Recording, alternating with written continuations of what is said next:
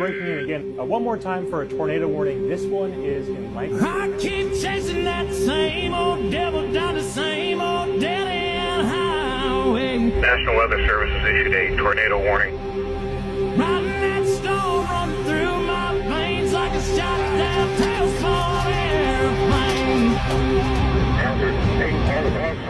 Oklahoma had 31 tornadoes in March 2025, more than any March since 2008. You can qualify for up to $3,000 back on a storm shelter through Sooner Safe. Hill Construction Solutions installs FEMA-rated above-ground shelters that can withstand 5 tornadoes. Call Hill Construction Solutions today or visit online to get started. Don't wait until it's too late. Lead times may apply. Call today to secure your safety.